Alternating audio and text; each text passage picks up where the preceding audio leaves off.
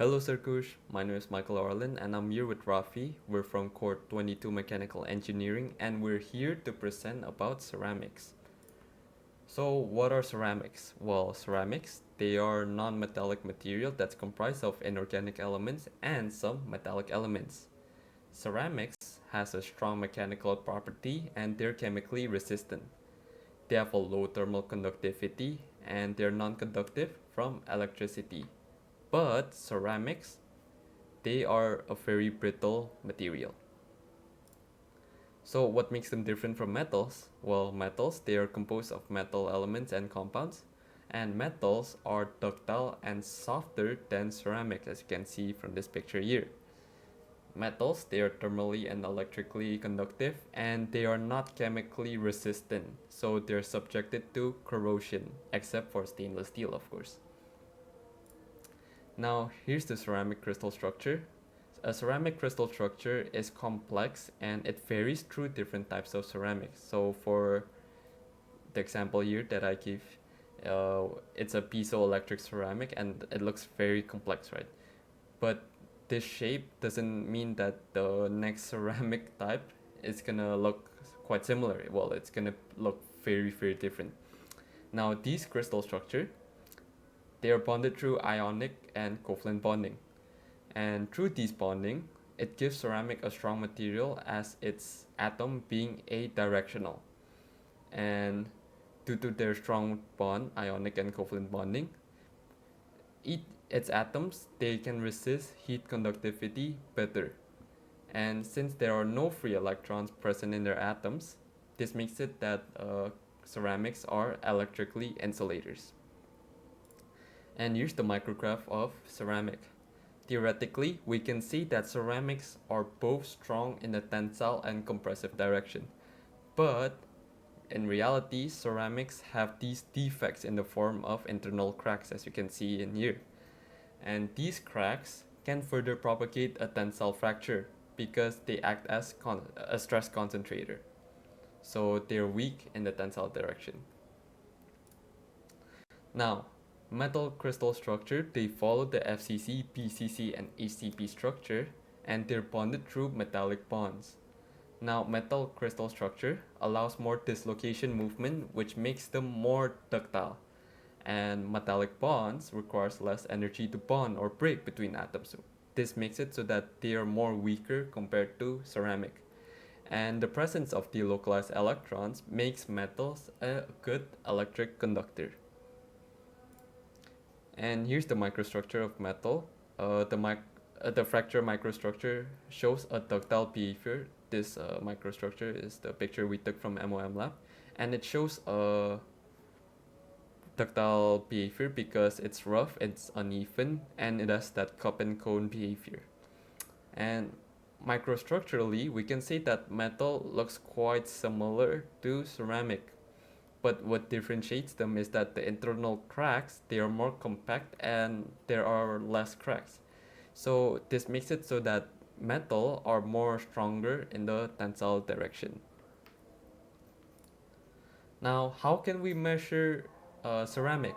Well, there are various ways. It can be tensile test, compressive test, impact test, and hardness test. And through these tests, we can obtain different mechanical properties, such as in tensile test. Here we can see that ceramics are brittle because as soon as it reaches its ultimate tensile strength, it just cracks. It doesn't continue. While metals, they are more ductile because it elongates. And through both tensile and compressive here, we can get ultimate tensile strength, Young modulus, yield strength, and fracture strength. And impact test and hardness test, well, impact test, well, you can get the toughness of a material, and the hardness test, we can obtain the hardness value of ceramics. And the rest will be continued by Rafi. So moving on to the next section where I'm going to be explaining on how do ceramics fail. So since ceramics are brittle materials, we can see that from the stress strain curves of the ceramic, in this case aluminum oxide and glass, and the fractography of the ceramic fracture, we can see that there's little to no plastic deformation before failure, which indicate that ceramics fail in a brittle manner, which we can predict that there's no necking behavior that occurred during the fracture, and the elongation is happening less than 5%. Also, from the fracturography, we can see that the fracture of area of the ceramic material is smooth and flat, indicating the brittleness of the ceramic. Although if we zoom in again, that there's porous there, which it indicates the natural characteristic of the ceramic, but more or less the surface is clean. So moving on to the failure behavior of ceramics, basically I'm going to be explaining how the crack propagation happens in ceramic materials. So during the crack propagation, a crack can accelerate until reaching half the speed of sound. And beyond this point, the crack may branch, leading to more fractures, as can be seen from the picture 1. So the rate of crack acceleration and branching increases with higher and higher stress, and it branches over the area of the ceramics. Also, just to mention that there is this phenomenon, or basically a pattern, that is called as a mirror region, which there's an impact that happens on the ceramic. Basically, it appears as a semicircular or circular area around the fracture origin, and the size of the mirror region is inversely related to the stress at which the material failed. So the higher the stress is, the smaller the mirror region is, as can be seen from the picture at the right. So this phenomenon can help us to identify the origin and the severity of the failure that happened on the ceramic. So moving on to the classification of ceramics, so we can basically classify ceramics based on these 5 things. First is the composition of the ceramics. Second is the structure of the ceramics, whether it is covalent or ionic bonding, or many more. And third is the mechanical properties of the ceramics. Fourth is the manufacturing technique that is used to make the ceramics. And lastly is the application of ceramics in real life scenarios. So the next slide is basically the list of ceramic materials that I'm going to be discussing on this video. So we're going to be discussing about glasses, and glass ceramics types, clay products, which consist of structural clay products and white glass, refractories, abrasives, cements, and ceramic biomaterials. I'm going to skip clay and non-clay refractories, just combine it into one. I'm going to skip carbons and advanced ceramics. So moving on to the glass ceramics materials. So we start off with glasses. So glasses composed of non-crystalline silicates with oxides, as can be seen, that modify the properties of the material itself. The common type of glasses is the soda lime glasses with 70% silicon oxide, balanced with soda and lime. So the glass ceramics basically start off as glasses, which then being crystallized via heat treatment into fine-grained polycrystalline materials. So basically the grain is the heat treatment process is making the grain smaller. So advantages of our glasses. So glass ceramics enhance the mechanical strength of the material, lower thermal expansion, and improve thermal shock resistance. The properties of glass ceramics include high strength, low thermal expansion, good dielectric properties, and many more. The common uses of glass ceramics include the kitchenware, electronics, architecture, and engineering. So here's basically the CCT diagram of glass ceramic.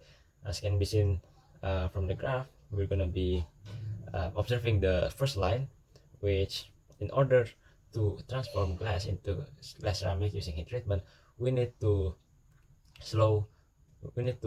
use slower cooling time, which induces the crystallization of the glass to transition to glass ceramic. So moving on to the next type of ceramics, which is the clay products. So we can actually turn clay to become ceramics through a process that involves shaping and firing. So how do we do that? Firstly, the clay products are formed by mixing clay and water in the right proportion to create an easily shaped mass, kind of plastic-like mass. And the piece is then dried to remove all the moisture and liquid inside, and then fired at high temperatures to enhance the mechanical strength. Basically, the hardness is increasing and stuff like that. And the advantages to use clay is that it is easy to shape when mixed with water. You can make a vase and a lot of things with that. It is abundant, as can be seen from the second picture below, and yeah, we can mine clay like that, and it is inexpensive. So there are 2 types of clay products which is commonly known. they are whitewares and structured clays. So whitewares are ceramic products which is known for their white colored appearance and glossy finish. Uh, so whitewares are usually composed of blend of clay, which is or kaolin, silica, and feldspar, which is formed by casting, pressing, or extrusion, and is dried to remove any moisture or liquid in it, and then fired at high temperature in stages. So the properties of whiteware include it is fluid resistant and non-porous, which is quite uncommon in clay. It is electrical insulation, and it has a chemical inertness, so it is chemically stable. The applications for whitewares include fine porcelain and sanitary ware. So the next type of clay product is the structural clay products, which are ceramic materials made from natural clays and shell, and is designed to be durable and load bearing. So the making process of structural clays include to use clay and shell and mix it with water, and is shaped basically by either extrusion, molding, or pressing, and it is tried to remove any moisture, and then fired at the temperature of 1050 until 1900 degrees Celsius to develop its properties. So the mechanical properties of structured case include it has a high load bearing strength, it is resistant to wear, and it has high chemical resistance. So the application of structural clay includes paving bricks, roofing tiles, and building bricks. Moving on to the next type of ceramic materials, we have refractories. So refractories are ceramic materials composed usually of non-metallic, natural, and synthetic materials, such as the combination of compounds and minerals. And this material is wrong since they can resist decomposition by heat, pressure, or chemical attack, and they can retain their strength and form at really high temperatures, such as up to 528 degrees Celsius, which usually encountered in modern manufacturing. So they are typically used to line the hot surfaces found inside many industrial processes. So I can imagine them being used for furnace applications in, let's say, heat treatment and stuff like that. Moving on to the next ceramic materials, we have abrasives. So as the general abrasive we know, it is basically used to wear, to grind, or to cut softer materials. So by the definition, abrasives are supposed to be hard. It's supposed to has a hardness value, and there are three types of abrasives that we're going to be discussing, which is natural abrasives, which consist of diamond, corundum, emery, garnet, calcite, pumice, rock, and sand. Manufactured abrasives, which consist of synthetic corundum, borazon, carbonundum, zirconia, alumnia, and boron carbide. Sorry if I pronounce that wrong. Super abrasive materials, which is extremely hard manufactured abrasives such as diamond, borazon, and boron carbide. So there are three ways to use abrasives, which include bonded abrasive. So basically, the abrasive grains are embedded in a matrix such as wheels, and is used to grind or to polish or to cut off softer materials. So the structure of the bonded abrasive is supposed to porous, which allow air and coolant to flow and prevent overheating. And the applications of bonded abrasives include cutting concrete, asphalt, metals, grinding, sharpening, and deburring. And there's coated abrasives, which is an abrasive particle that is affixed to a cloth. So basically a sandpaper. So abrasives, type of abrasives that it is using include alumina, silicon carbide, garnet, and super abrasive materials. So the application of coated abrasives or sandpaper include hand tools, lapping of wood, glass, plastic, and ceramics. Yeah, so the main purpose is to lap things. And the third, we have loose grain abrasives, which is free abrasive grains in oil or water-based machines, which is usually used for high precision finishing and lapping, as can be seen from the picture, and polishing also. The application is to polish jewelry, optical fibers, and even surgical instruments. So it's basically it can sharpen surgical instruments. Moving on to the next type of ceramic materials, which is cements. So first of all, I'm going to be explaining the making process of cement. We start off by the composition or the raw materials. Here we have limestone, which is primary source of calcium in cement. We also have clay, which provides silica, aluminum, and iron, and we have other materials such as sand and iron ore. So the process of making cement, first of all, we're going to be crushing and grinding our raw materials. Basically, limestone, clay are crushed into a fine powder, and then we do blending. We mix the raw materials in correct proportions, and then preheating. So in a preheated tower, we do preheating to start the reaction of the raw materials, and then we heat that raw materials to 1450 degrees Celsius in rotary kiln, as can be seen. And then we do cooling, which is in order to preserve the reactivity of the raw materials. And then we do grinding. We mix the cement by gypsum and ground it into a fine powder. After that, we can package our cement. So here are the properties of cement. First of all, it is hydraulic, meaning it hardens with water due to chemical reaction. Second of all, it has a high compressive strength, meaning when it is pushed on its axis, it will sustain. Third of all, it is durable. So cement resistant to weathering, chemicals, and abrasion. So application of cement includes construction. So it is used to make buildings, bridges, roads, and dams. Concrete. So as I mentioned before, if we mix cement with water, it becomes concrete. So cement is also used in masonry and infrastructures. So moving on to the last type of ceramic materials, which are the biomaterial ceramics. So there are numbers of ceramics that are used in biomedical applications due to their properties, which being chemical inertness, hardness, and resistance. Therefore, we can use them as in biomedical applications as implants, for example. So the example of biomaterial ceramics in real life applications include the aluminum oxide, which is typically used in high load bearing implants such as hip prostheses and dental implants. Second of all is zirconia, as can be seen from the picture. It is commonly used in dental implants, crowns, and bridges. So basically dental implants, yeah, because of its strength, toughness, and biocompatibility.